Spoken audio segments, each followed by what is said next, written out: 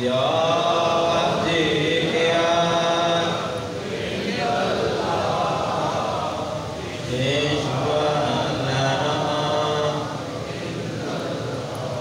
سب کی آواز نہیں آ رہی یا وجہیا عند اللہ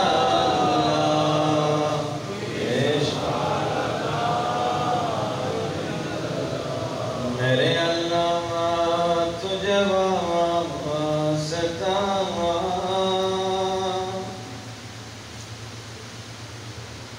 حسین کی غربت کا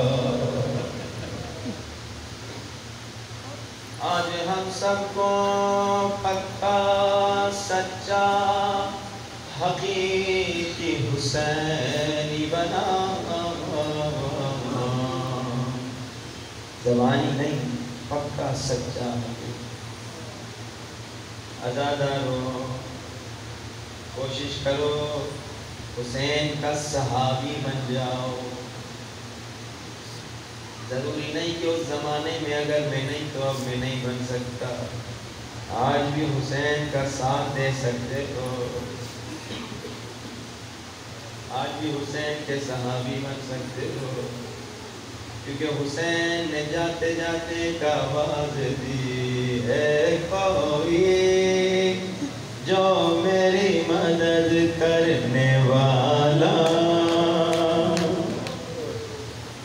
یہ آواز آج تک موجود ہے جو حسین کو مدد کرے گا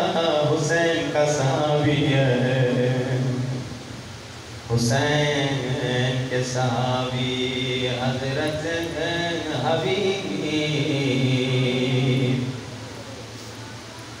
مولا حسین نے عباس علمدار سے کہا عباس خط لکھو خط کا پہلا جملہ کیا تھا یا اخی حبیب اے میرے بھائی حبیب جب یہ خط حبیب کے ہاتھ میں پہنچا حبیب رونے لگے ہائے زہرا کا لال اتنا غریب ہو گیا ہے کہ غلاموں کو بھائی کہہ کے بلا رہا ہے مگر دوسرا جملہ جس نے حبیب کے دل کو تڑپا دیا مولا حسین نے لکھا حبیب میں تمہیں نہ بلاتا میں تمہیں زحمت نہ دیتا مگر میں مجبور ہوں میرے ساتھ زہرا کی بیٹی آئی ہے مجھے تجھ جیسے بھائیوں کی ضرورت ہے کتنا عظیم مولا نے خود بلایا جب لشکر میں آ گیا لشکر مولا کا روح روان حبیب کی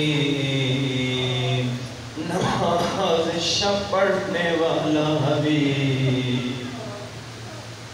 عزادارو حبیب لڑنے گئے بوڑھے تھے شہید ہو گئے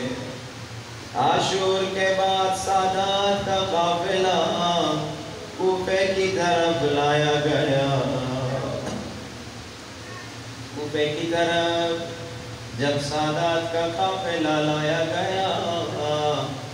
عزادارو نیزوں پہ سر تھے کوفی ظالم جھولیوں میں پتھر لے کر آئے تھے پتھر سروں کی طرف پھینک رہے تھے ایک چھوٹا سا بچہ 4 یا 5 برس کا بچہ تھا بچوں کو عقل نہیں ہوتی جو بڑے کرتے ہیں وہی بچے کرتے ہیں اس بچے نے پتھر اٹھایا پھینکنا چاہا مولا حسین کے سر کی طرف ایک کٹے ہوئے سر سے آواز آئی یوسف بیٹا میرے مولا کو پتھر نہ مار یہ میرے مولا کا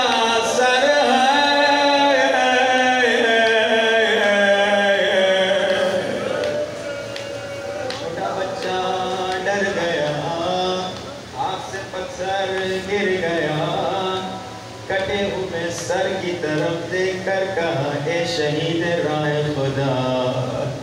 تو کون ہے تجھے میرا نام کیسے پتا ہے سر سے آواز آئی یوسف بیٹا میں تیرا بابا حبیب ابن مظاہر دعا کیجئے کوئی 4 برس کا بچہ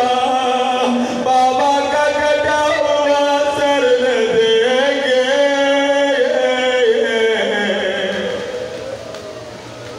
بچہ سر پہ خاک ڈالنے لگا بچہ سر کو پیٹنے لگا بچہ رونے لگا سر سے